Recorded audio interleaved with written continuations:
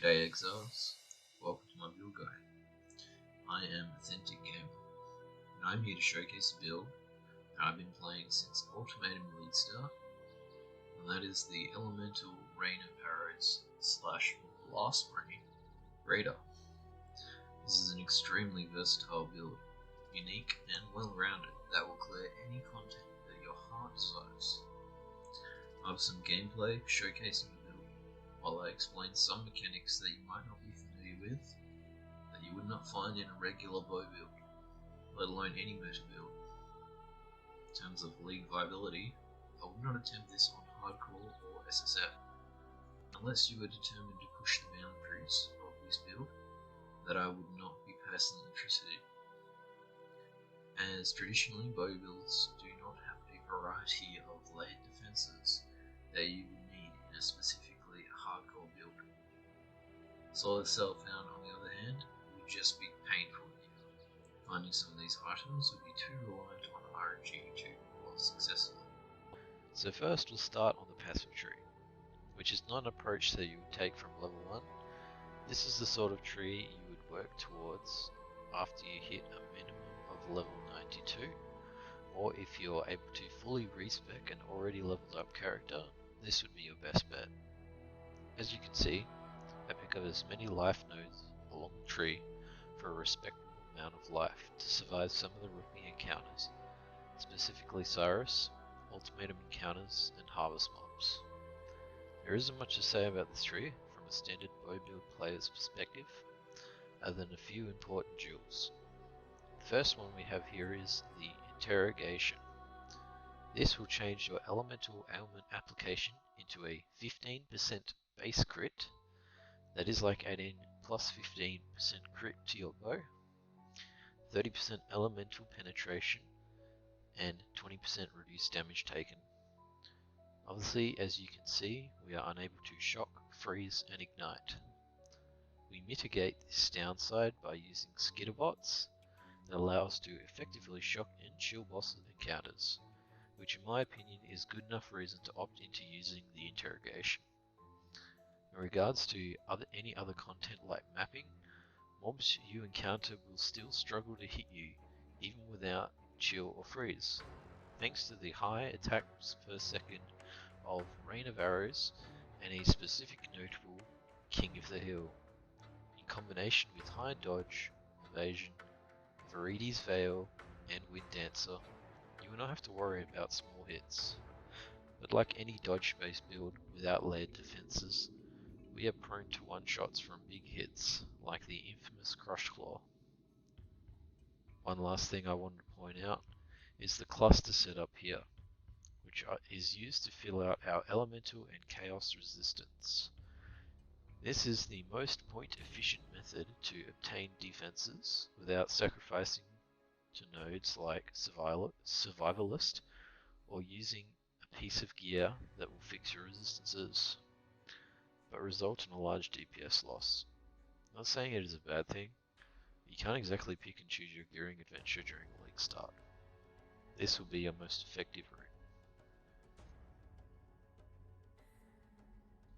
Okay, so moving on to gear.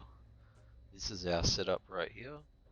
It is a bit convoluted for beginners, but I'll run through best I can.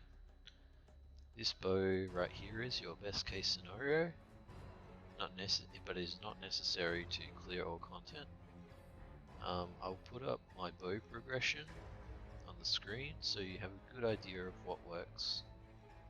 Because this build scales with flat elemental damage, a high attack speed bow like Quill Rain is strong enough to carry you all throughout the leveling process, red maps, and early conquerors. This is a inexpensive unique that will easily roll your desired gems, thanks to the low attribute requirement, allowing us to utilize powerful blue and red gems with more multipliers to carry us throughout further content. As you move on to harder content, you will be able to essence spam a 6-link thicket bow to acquire your next upgrade. This is the first bow I crafted with relative ease.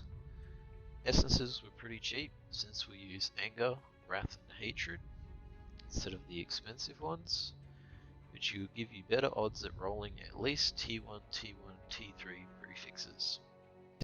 Keep in mind, at this stage you are not going boss killing build. This is a speedy mapping build that has the potential to clear all content, given enough practice, at least for the early gearing stages.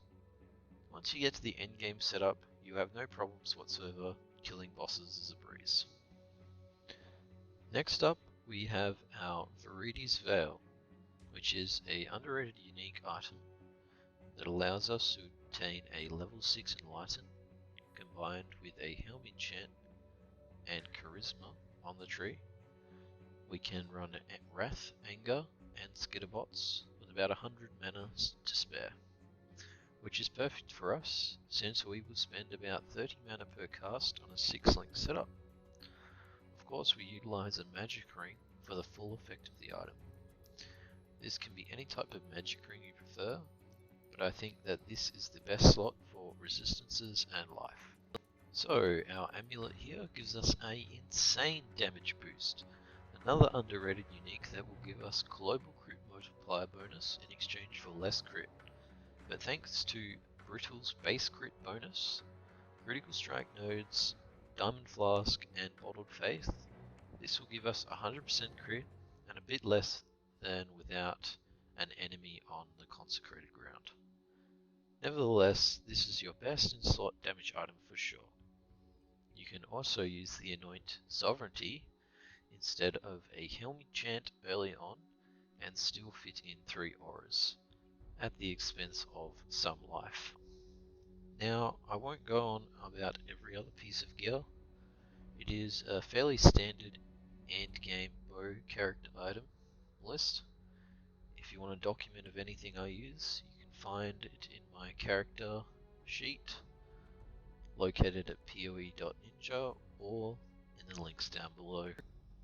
Now, in regards to chase items like Headhunter, this build is perfectly doable without it, thanks to the fantastic gem known as Inspired Learning, which has been amazing for this league and I highly recommend it, thanks to the high concentration of res found within Ultimatum, as well as other mechanics like Harbinger, Breach, and Legion. Abyssco's leash would be comfortable alternative while you obtain the elusive power of the Headhunter. So I'm just going to stop talking for a sec and showcase a few general maps to give you an idea of what to expect when you're running through this build. Hope you enjoy.